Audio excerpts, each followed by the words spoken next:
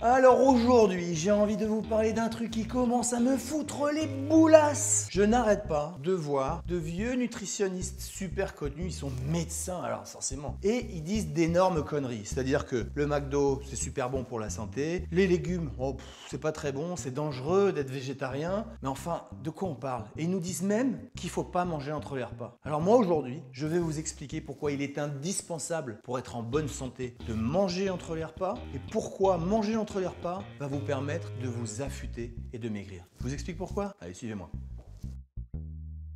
Alors pourquoi? Pourquoi est-ce qu'il faut manger entre les repas? Eh bien, je vais vous l'expliquer, c'est très simple. Le matin, vous prenez un bon petit-déj. Vous vous dites, j'ai fait ce qu'il fallait et je vais attendre midi pour manger parce que c'est ce qu'on recommande en général. Eh bien, moi je vais vous dire un truc. Chez Fitnext, on dit systématiquement, vers 10 h, mangez des oléagineux, vous l'associez à un fruit de saison ou si vous avez vraiment très faim avec une banane. Et si vous êtes sujet au coup de barre de 11 h, c'est parce que vous avez mangé sucré au petit-déj. Vous avez mis beaucoup de confiture, vous avez mangé peut-être des petits gâteaux transformés, des gâteaux industriels et ça vous donne un coup de barre. Et bien moi ce que je vais vous proposer, c'est à 10 h de vous faire un œuf dur.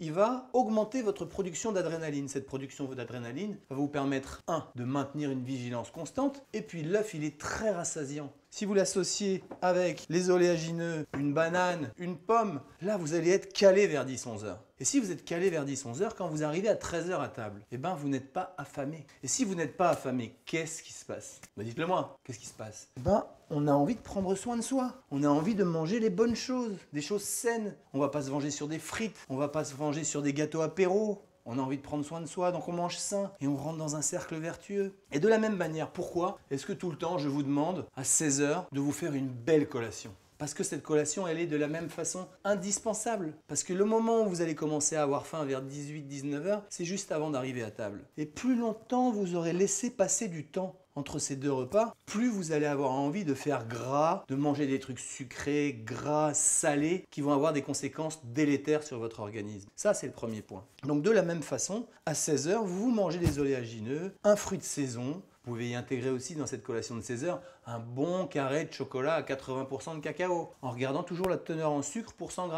On reste vigilant. Et pourquoi également je vous demande de faire des collations, c'est-à-dire enchaîner toute la journée des petits repas? Eh bien parce que chaque fois que vous faites un déjeuner, qu'est-ce qui se passe? Eh bien il va falloir les digérer. Eh bien si vous êtes obligé de dépenser de l'énergie pour les digérer, vous dépensez des calories. C'est-à-dire qu'il va y avoir une balance entre les deux. Vous ingérez des calories, mais vous en dépensez en même temps. Donc prendre des petits repas régulièrement dans la journée va augmenter votre dépense de calories. Donc c'est tout bénef. Prenez des collations et oubliez ces foutus régimes. On se concentre sur la qualité de nos nutriments, puis après on devient pas mal. Enfin, c'est pas le cas de tout le monde. D'ailleurs, tu veux pas manger un petit peu d'oléagineux? Ce serait bien qu'il y ait une petite collation. Puis... Tu peux prendre la banane aussi? Oui, la banane te fera grand bien. Mais pour manger, hein. On est bien d'accord.